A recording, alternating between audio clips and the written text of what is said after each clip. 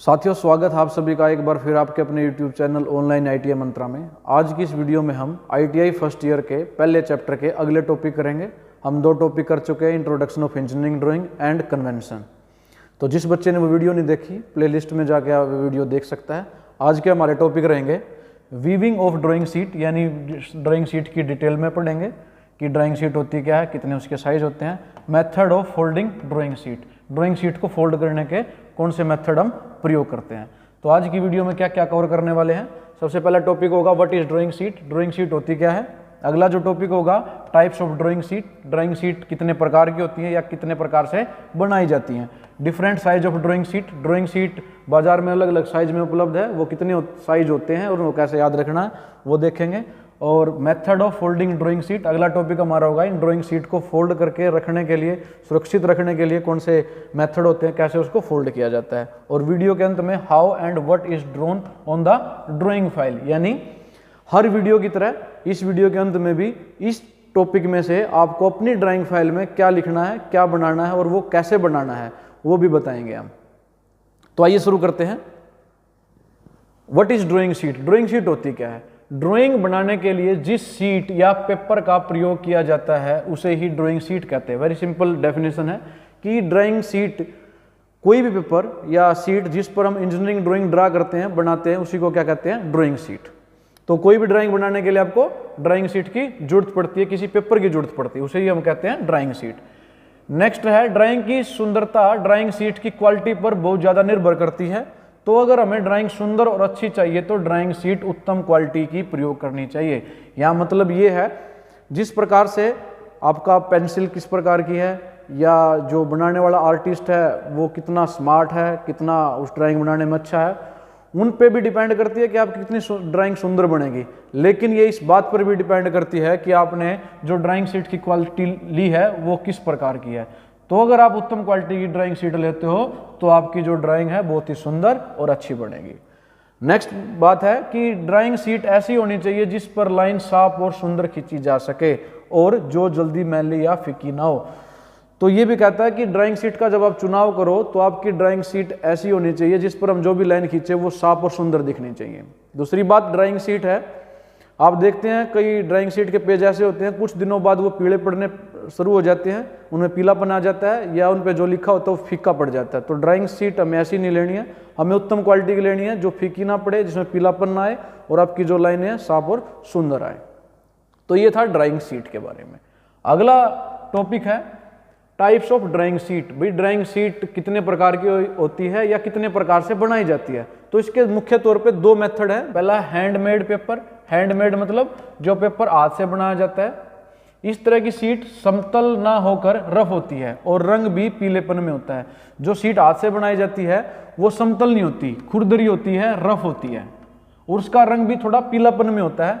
तो इस तरह की ड्राइंग शीटों का प्रयोग ड्राइंग इंजीनियरिंग ड्राइंग में बहुत कम किया जाता है, क्योंकि ये एक साइड से समतल नहीं होती, ये दोनों साइड से रफ होती है, खुरदरी होती है। तो इसका प्रयोग हम इंजीनियरिंग ड्राइंग में नहीं करते। इसका प्रयोग मुख्य तौर पे चार्ट के रूप में ज्यादा किया जाता है।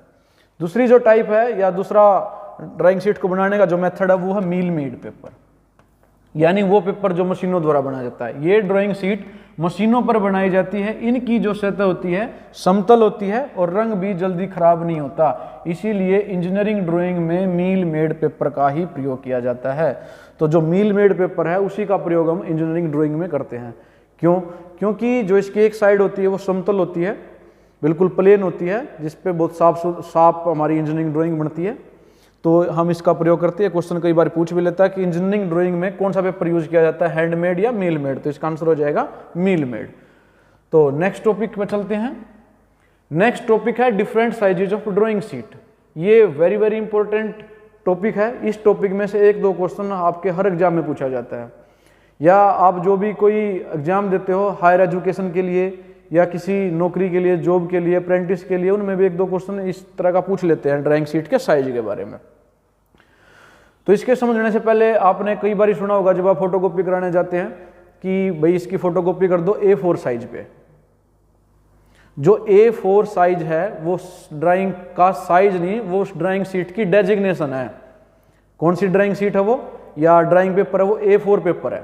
तो वो कहाँ से आ, देखो इनके नाम दिए गए, प्रत्येक ड्राइंग शीट के क्या है, नाम दिए गए, उनको डेजिग्नेशन दी गई है ए से शुरुआत करते हैं। पहला जो साइज है उसको बोलेंगे A0, नेक्स्ट जो साइज है उसको बोलेंगे A1, इसी प्रकार A2, A3, A4, A5। तो हम जो साइज बोलते हैं कि A4 जो पेपर है उस पर हमारी फोटोकॉपी करा दो, तो उस पेपर का जो साइज होता है वो कितना होता है, 210 गुणा 297। तो ये बोलना थोड़ा सा मुश्किल होता है कि 210 गुणा 297 mm के साइज पर हमारी एक फोटोकॉपी निकाल दो। इसके बजाय अगर हम कहें कि A4 साइज पर हमारी फोटोकॉपी निकालो तो ये आसान होता है। तो इसलिए इनके नाम दिए गए हैं A0, A1, A2, A3, A4, A5 इस प्रकार से। अब साइज इधर देखो, इनके दो तरह के साइज है, ट्रिम्ड साइज और अनट्रिम्ड साइज। ट्रिम्ड का मतलब होता है ट्रिमिंग करना, कटाई करना, कटिंग करना। तो एक तो साइज है कटिंग करने के बाद और एक साइज है अनट्रिम्ड यानी कटिंग करने से पहले। ये वो साइज होता है जो डायरेक्टली अभी हमने बात करी थी कि इंजीनियरिंग ड्राइंग में हम मशीन मेड पेपर का प्रयोग करते हैं। तो मशीन में हम जो इसका एक्चुअल साइज है उस साइज से थोड़ा सा बड़ा साइज निकालते हैं मशीन में से, ताकि उसके जो अगर कोने खराब हो जाए मशीन में बाहर निकलते हुए तो जो एक्चुअल साइज है उस पर कोई इफेक्ट ना आए। इसी प्रकार से ड्राइंग शीट को एक स्थान से दूसरे स्थान पर ले जाने के लिए, यानी कंपनी से वो शॉप पे आती है, शॉप से आपके घर पे आती है, तो ये जो ट्रांसपोर्टेशन होता है, इस ट्रांसपोर्टेशन के दौरान ड्राइंग शीट का जो सिरे हैं वो अगर ख़राब हो जाए तो मेन जो साइज है उस पर कोई इफेक्ट ना आए, इसलिए अनट्रिम्ड साइज भी दिया जाता है और ट्रिम्ड साइज जो एक्चुअल जो साइज होता है। अब इसको याद करने के लिए क्या करेंगे हम, जैसे A0 का जो साइज होता है वो होता है 841 गुणा 1189। ये दोनों साइज मिलीमीटर में है, यानी A0 जो साइज की ड्राइंग शीट है उसकी विड्थ जो शुरू में लिखा गया वो विड्थ है यानी चौड़ाई, और लास्ट में जो लिखी गई है वो है लेंथ। उसकी विड्थ गुणा लेंथ कितनी होती है, विड्थ है 841 mm और लेंथ है 1189 mm मिलीमीटर। तो ये ड्राइंग शीट का साइज आपको याद रखना है। जो अनट्रिम्ड साइज है वो इससे थोड़ा सा बड़ा, जैसे यहाँ पर विड्थ कितनी है 841 और यहाँ पर कितनी है 880, तो लगभग 39 मिलीमीटर थोड़ा ज़्यादा है, क्योंकि इसकी ट्रिमिंग के बाद इस साइज पर यह शीट आ जाएगी। तो जो पहला साइज है उसको आपको याद रखना है। A0 का साइज है 841 गुणा 1189, लेकिन जो नेक्स्ट साइज है वो इसी से प्राप्त होता है, उसको आपको याद रखने की जरूरत नहीं। अगर आपको ये याद है तो कैसे, अब A0 से हम A1 प्राप्त करेंगे, जो A1 का साइज है वो प्राप्त करेंगे। कैसे, जो A0 की लेंथ है, लेंथ कितनी 1189, इसका आधा कर दो यानी 2 से डिवाइड कर दो। तो डिवाइड करेंगे हम 2 पंजे 10, 2 निमे 18, 2 चौके 8, 1 बच जाता है और 0.5 आ जाएगा, 2 पंजे 10 करके उसको छोड़ देते हैं। पॉइंट के बाद कितना 594, जो कि अगली सीट यानी कि A1 की चौड़ाई है, विड्थ है। और जो A0 की विड्थ थी 841 वो A1 की क्या बन जाती है, लंबाई बन जाती है। तो A0 से ही हम प्राप्त कर लेते हैं A1 का साइज। तो A1 का साइज कैसे याद रखोगे, पहले वाली सीट की लेंथ का आधा कर दो, वो आ जाएगा 594 और जो इसकी विड्थ थी वो अगले की क्या बन जाएगी, लेंथ बन जाएगी। इसी प्रकार A1 से A2 का साइज देखते हैं। अब हमें क्या करना है, जो A1 है उसकी जो लेंथ है वो कितनी 841, 2 से भाग कर दो, 2 चौके 8, 2 दूनी 4 और 2 पंजे 10, 0.5। तो अब उसको छोड़ देते हैं 0.5 को, 420। तो जो 420 आया लेंथ का आधा करने से, वो जो अगली ड्राइंग सीट है A0 उसकी क्या बन जाती है, चौड़ाई बन जाती है, विड्थ बन जाती है। और जो पहले वाली की चौड़ाई थी 594, वो अगले की क्या बन जाती है, लेंथ बन जाती है। तो इस प्रकार से हम ड्राइंग शीट के साइज याद कर सकते हैं। इसी प्रकार से A2 से प्राप्त होगा हमारा A3, कैसे 594 का आधा करने से लगभग कितना आएगा 297, और जो 420 है यानी पहले वाली जो चौड़ाई है इसकी क्या बन जाएगी, लंबाई बन जाएगी। फिर 420 का आधा कर देंगे, क्या आ जाएगा 210, और 297 को हम ऐसे ऐसा लिख देंगे। 297 का आधा करेंगे तो 148 आ जाएगा और 210 को हम ऐसे का ऐसे लिख देंगे। तो ऐसे साइज एक ड्राइंग शीट से यानी पहले वाली ड्राइंग शीट को याद करके अगले साइज प्राप्त किए जा सकते हैं। इसको ड्राइंग शीट से भी समझा देता हूं मैं आपको। मान लिया ये ड्राइंग शीट है, एक्चुअल साइज में नहीं है, मान लेते हैं ये A0 साइज की है और इसकी जो लेंथ है वो कितनी है 1189, ये लेंथ है इसकी। जो इसकी चौड़ाई है वो कितनी है 841। अब हमें अगर अगली सीट प्राप्त करनी हो, क्या करेंगे, जो इसकी लेंथ है 1189 उसको क्या कर देंगे, आधा कर देंगे। तो ये हमने क्या कर दिया, आधा कर दिया। 1189 का हम आधा कर देते हैं तो वो क्या बन जाता है 594। तो ये क्या बन जाएगी चौड़ाई। अब ये 594 है और ये कितनी है 841। इसी प्रकार अगर अगली सीट प्राप्त करनी हो, ये क्या है A1 है, अब 841 का क्या कर देंगे हम आधा कर देंगे, ये आधा कर दिया, ये कितना हो गया 420, और जो इसकी चौड़ाई थी 594 ये बन जाएगी इसकी लेंथ। तो इस प्रकार से हम एक सीट से अगली सीट का साइज प्राप्त कर सकते हैं। तो उम्मीद है आप लोगों को समझ में आया होगा ये साइज और इसको याद कैसे करना है। तो इसके क्वेश्चन बहुत पूछे जाते हैं। क्वेश्चन कैसे पूछेगा, A4 ड्राइंग शीट का साइज बताओ, ऑप्शन में आपको सारे साइज मिल जाएंगे, या किसी एक साइज को दे देगा, जैसे 297 गुणा 420 पूछ लेगा ये कौन सी ड्राइंग शीट का साइज, ऑप्शन में आपको A0, A1, A2, A3 इस प्रकार से दे देगा। तो आइए चलते हैं अब अगले टॉपिक पर। अब इसी चीज को हम डायग्राम से भी समझ सकते हैं। ये आपकी ड्राइंग शीट A0 साइज की है, ये कितनी है 1189, और ये हमारी कितनी है 841। तो जो 1189 है इसको आप कर दोगे, यहाँ से हमने कर दिया आप, फोल्ड कर लो या ऐसी कटिंग कर दो, ये ऐसे कैसे हमने ऊपर उठा दिया, ये साइज क्या बन जाएगा A1, ही समझाने के लिए है। फिर हम A1 का आप कर देते हैं तो वहाँ से प्राप्त हो जाएगा A2, A2 का आप कर देते हैं तो वहाँ प्राप्त हो जाएगा A3, A3 का आधा कर देंगे A4, A4 का ऐसे यहाँ से आधा कर देंगे तो वो साइज हो जाएगा A5 का। अब कुछ 2-3 इंपॉर्टेंट बातें हैं ड्राइंग शीट के साइज के बारे में, वो आपको याद रखनी है, इनसे भी क्वेश्चन कई बार बनता है। पहला पॉइंट है A0 ड्राइंग शीट, यानी जो पहली ड्राइंग शीट है A0 जिसका साइज 841 गुणा 1189 होता है। A0 ड्राइंग शीट का क्षेत्रफल यानी कि एरिया किसके बराबर होता है 1 वर्ग मीटर के, 1 मीटर स्क्वायर के। ये बात याद रखनी है, जो A0 है उसका जो साइज है उसका अगर हम क्षेत्रफल निकालें, क्षेत्रफल कैसे निकलता है, जो भी ड्राइंग शीट है वो किस शेप की है, रेक्टेंगुलर शेप की है, आयताकार शेप की है, और किसी भी रेक्टेंगल का एरिया निकालने के लिए हम लेंथ गुणा ब्रेड्थ करते हैं, लंबाई गुणा चौड़ाई करते हैं। तो A0 का भी अगर क्षेत्रफल निकालना हो तो उसकी जो लंबाई चौड़ाई कितनी है वो है 841 गुणा 1189। तो इसको जब ये मिलीमीटर में है, मिलीमीटर स्क्वायर बन जाएगा, क्योंकि ये भी मिलीमीटर में भी मिलीमीटर के, जब इसको हम करेंगे मीटर स्क्वायर में तो ये अप्रोक्सीमेटली 1 मीटर स्क्वायर के बराबर आता है। तो याद रखना है, अगर आपसे पूछे कि किस ड्राइंग शीट का क्षेत्रफल 1 मीटर स्क्वायर होता है तो कौन शीट है, वो पहली शीट है A0। नेक्स्ट जो पॉइंट है, प्रत्येक ड्राइंग शीट की भुजाओं का अनुपात 1/√2 होता है। यह भी आपको याद रखना है। प्रत्येक भुजाओं का अनुपात कैसे, देखो एक भुजा लेंथ वाइज है, एक भुजा उसकी, तो जो लंबाई है वो चौड़ाई का √2 गुणा है। कितना है √2 गुणा। तो इनका जो अगर हम इनका रेशियो निकालें इनको काट के, वो कितना आएगा, किसी भी ड्राइंग शीट की भुजाओं का अनुपात निकाले काट पीट के, तो अनुपात कितना आएगा 1/√2, किसी भी शीट का देख लो। यानी जो लेंथ है वो उसकी ब्रेड्थ की √2 गुणा है। √2 का मतलब है इसकी वैल्यू कितनी होती है 1.414, अप्रोक्सीमेटली 1.5। तो जब हम 210 को 1.4 से गुणा कर देंगे तो हमें 297 प्राप्त हो जाएगा। 297 को 1.414 से गुणा कर देंगे तो लगभग 420 आ जाएगा, और 420 को गुणा कर देंगे 1.414 से तो वो कितना आ जाएगा 594। तो ड्राइंग शीट में चाहे वो कोई भी ड्राइंग शीट है, उनकी दोनों भुजाओं का जो अनुपात है वो हमेशा क्या रहेगा 1/√2।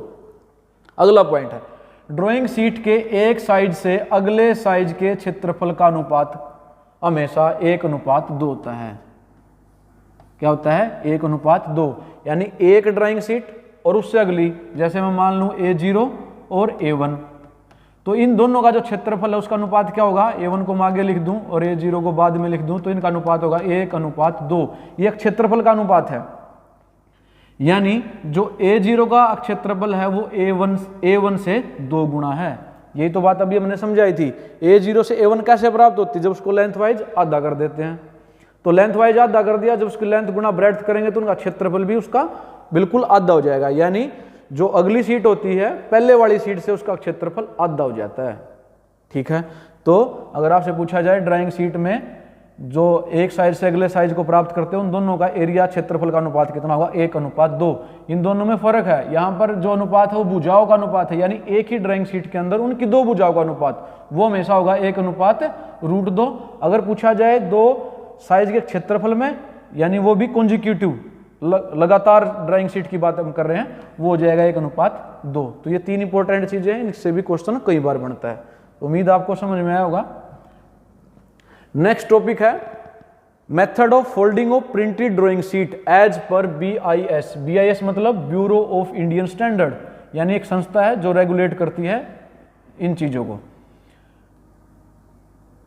SP 46/2003।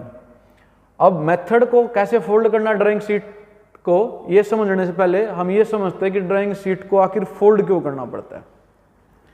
जब ड्राइंग बहुत ज्यादा मात्रा में हो जाती है तो उनको संभाल कर रखने के लिए तथा आसानी से ढूंढने के लिए फोल्ड करके बांधा या कैबिनेट में रखा जाता है। अभी आप ITI में जो ड्राइंग बनाते हो वो A4 पे या A3 की ड्राइंग फाइल लेते हैं, उस पर बनाते हैं। लेकिन जो एक्चुअल में ड्राइंग, इंजीनियरिंग ड्राइंग बनती हैं जो कंपनी में होती हैं, वो बड़े साइज की होती हैं और वो बहुत ज़्यादा मात्रा में होती हैं, तो उनको संभाल के रखने के लिए फोल्ड किया जाता है। फोल्ड करके उसको फिर बांधा जाता है या किसी कैबिनेट में, ड्रॉर में रखा जाता है।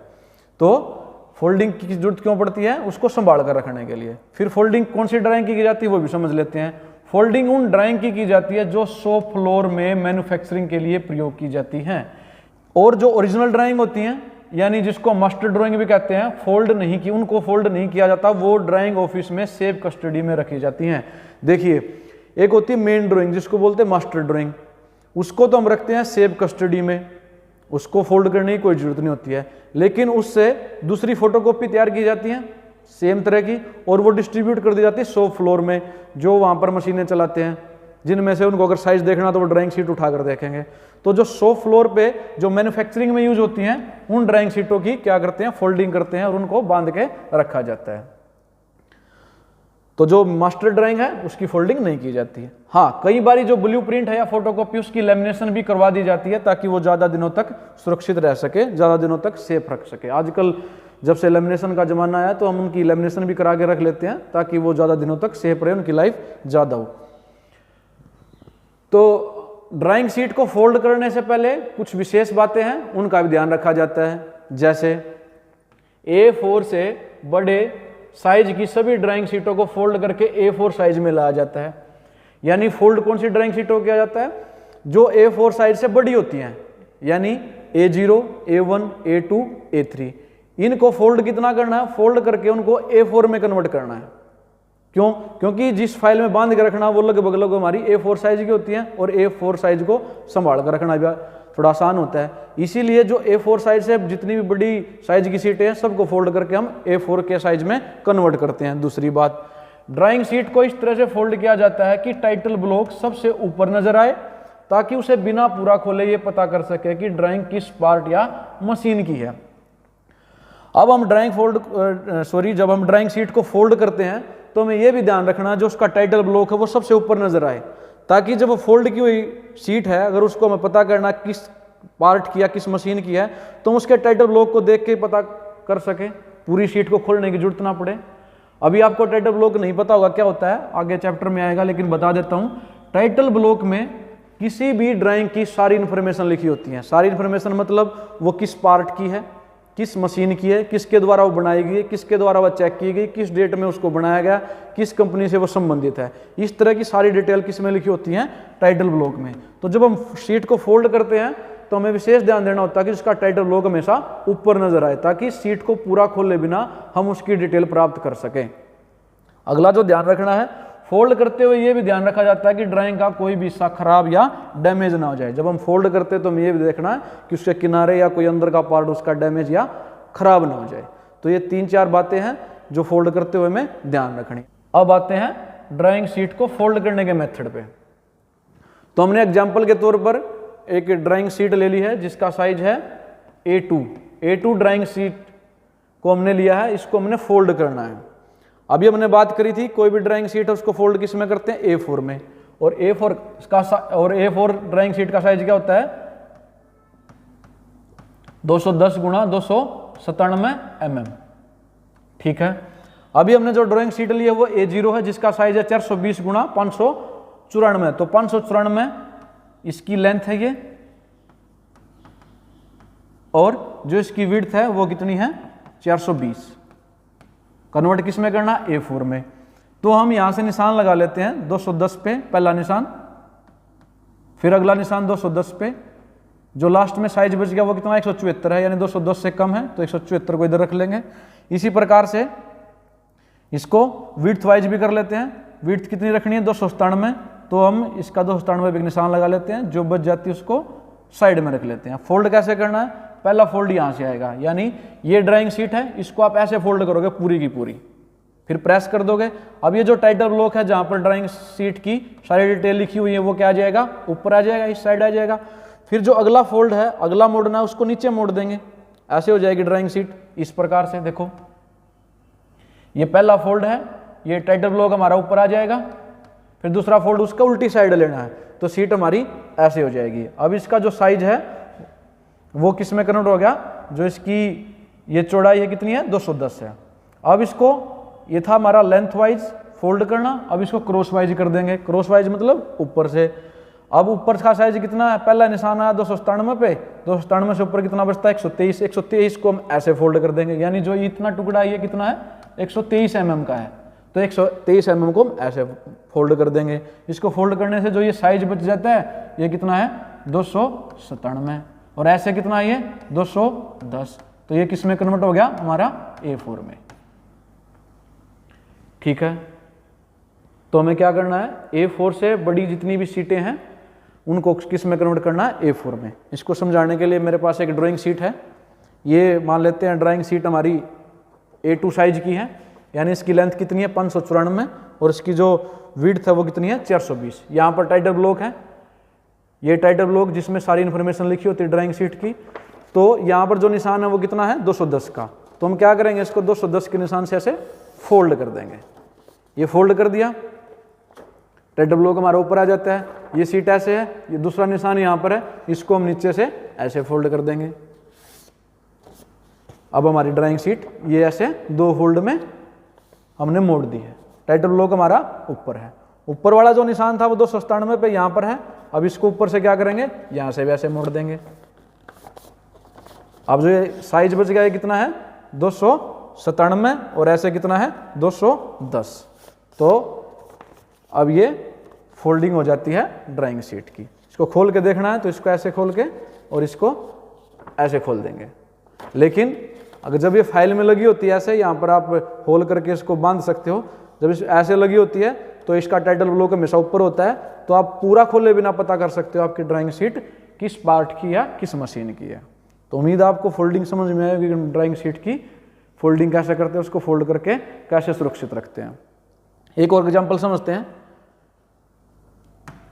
ये साइज है A0, यानी पहला साइज क्या था इसका 841 गुणा 1189, तो लेंथ कितनी है 1189, और इसकी जो विड्थ है वो कितनी है 841। इसको इधर से कैसे बांटना है 210, 210, 210, 210, 210, और जो बच जाता है 139 वो बाद में। तो कितने फोल्ड हो गए, 1 2 3 4 5, यानी लेंथ वाइज कितने आएंगे 5 फोल्ड आएंगे, यानी 5 बार मुड़ना पड़ेगा। विड्थ वाइज कितने निशान लगाने 297, 297, जो बच जाता है उसको ऊपर छोड़ देते हैं। तो विड्थ वाइज कितने आ गए हमारे 1 2 फोल्ड आ जाते हैं।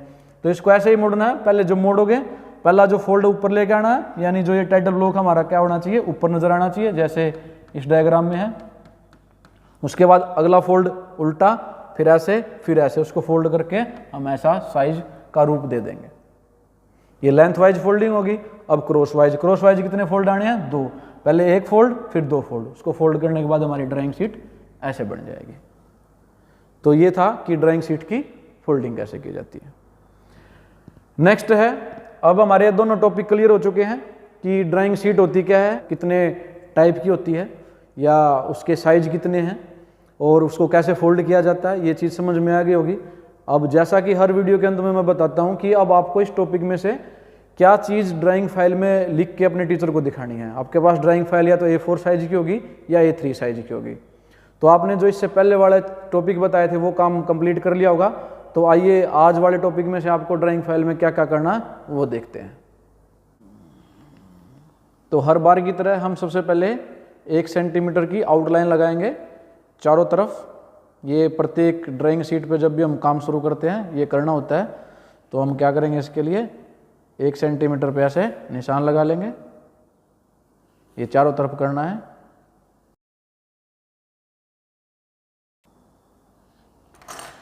अब बड़े स्केल की मदद से हम ये लाइनें खींच लेंगे। और जैसा कि आपको पता है, हम जब लाइन खींचते हैं तो स्केल पर थोड़ा जोर देते हैं दोनों सिरों पे और पेंसिल को हल्के हाथ से पकड़ते हैं और उसको ऐसे घुमाते हुए रिस्ट की मूवमेंट को हम आगे ले जाते हैं, ना कि हम पेंसिल को ऐसे मोड़ते हैं। तो हम ऐसे लाइन लगा देंगे बिल्कुल यूनिफॉर्म एक साइज की, चारों साइड हम ऐसे ही करेंगे।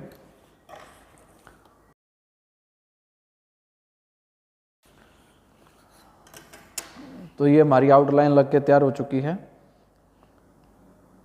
और फिर हमें क्या करना है, हेडिंग लिखने के लिए चैप्टर तो हमारा वही चला हुआ है जो पिछला था, तो दोबारा चैप्टर का नाम लिखने की जरूरत नहीं है। केवल 1 सेंटीमीटर नीचे हम एक लाइन खींच के टॉपिक का नाम लिख देंगे।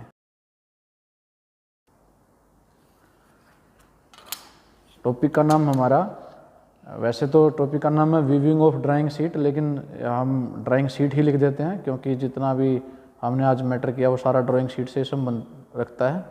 तो बड़े अक्षरों में साफ साफ एक ही साइज का लिख देंगे, ड्राइंग शीट।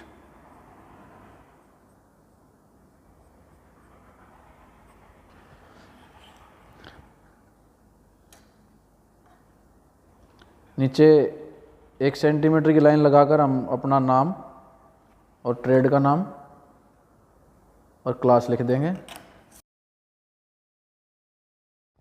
तो जो ड्राइंग शीट के बारे में हमने आज पढ़ा था उसके बारे में ज़्यादा लिखने की ज़रूरत नहीं है। सिर्फ हमें करना क्या है, एक तो जो इम्पोर्टेंट है वो है ड्राइंग शीट के साइज। तो हम एक टेबल बनाकर सबसे पहले ड्राइंग शीट के साइज ही लिखेंगे। ये लिखने की जरूरत नहीं ज़्यादा कि ड्राइंग शीट होती क्या है, ये सिंपल चीज़ है जिस पर हम ड्राइंग बनाते हैं वो ड्राइंग शीट होती है। तो हमें जो मुख्य चीज़ है वो क्या याद रखनी है, वो ड्राइंग शीट के साइज याद रखने हैं। तो हम एक टेबल बनाएंगे।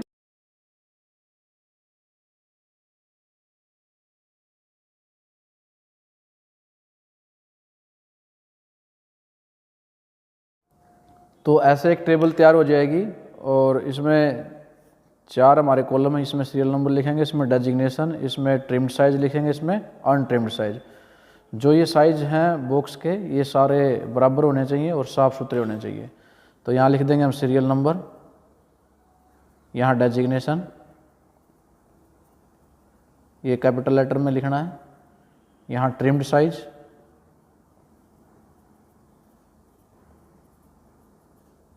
ब्रैकेट में लिख दोगे मिलीमीटर, अनट्रिम्ड साइज ब्रैकेट में मिलीमीटर।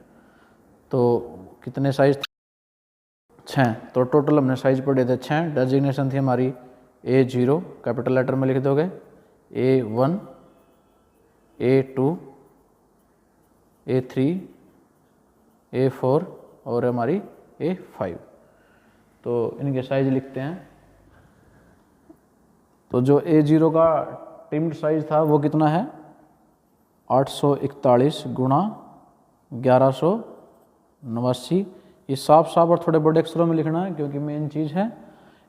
A1 का साइज कितना है, 594 गुणा 841। जो पहले वाले की विड्थ है वो इसकी बन चुकी है लेंथ, और जो पहले वाले की लेंथ थी उसका आधा करके इसका विड्थ बना दिया हमने 594। 841 का आधा करके यहाँ लिख देंगे 420 गुणा और 594, ऐसे कैसे लिख देंगे।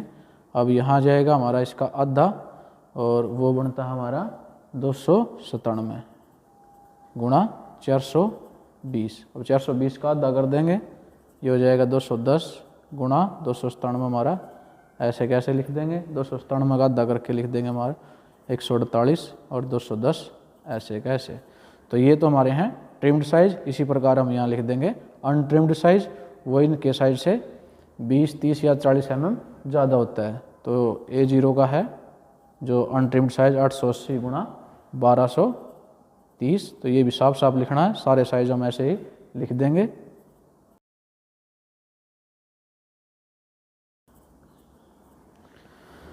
तो ये है ड्राइंग शीट के साइज। आपको बहुत सुंदर सुंदर साफ साफ लिखना है सब कुछ, इसमें और ज़्यादा नहीं लिखना है। और 3 मुख्य जो बिंदु थे वो लिखने हैं, यहाँ लिख दोगे इम्पोर्टेंट पॉइंट्स जो याद रखने हैं।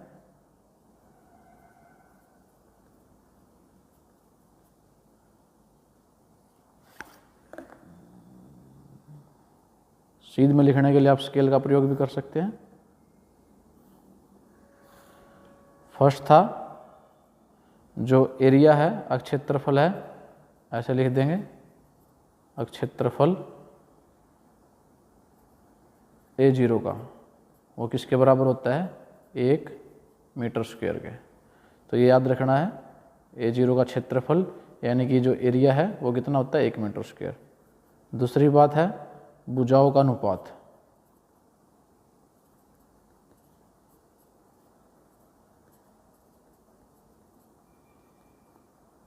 भुजाओं का अनुपात कितना था, 1/√2, याद भी रखना है। तीसरी चीज थी एक साइड से अगले साइज की ड्राइंग शीट के क्षेत्रफल का जो अनुपात था वो कितना था, 1/2। तो ये 3 चीज़ें आपको याद रखनी है और ये लिखनी है, और इधर लिखना आपने ड्राइंग शीट के साइज। तो ज़्यादा इसमें कुछ और ज़्यादा लिखना नहीं है, तो ये आप स्क्रीनशॉट भी ले सकते हो। और आज का जो ड्राइंग का काम इस टॉपिक में से इतना ही करना है, और जो साइज हैं वो याद भी करने हैं भाई, ये बहुत इंपॉर्टेंट है। उम्मीद है आप लोगों को ये वीडियो पसंद आया होगा। अगर आपको ये वीडियो पसंद आया तो अपने दोस्तों के साथ शेयर ज़रूर करें, वीडियो को लाइक भी करें और चैनल को सब्सक्राइब करें, ताकि आपको आने वाली सारी वीडियो समय से मिलती रहे। धन्यवाद।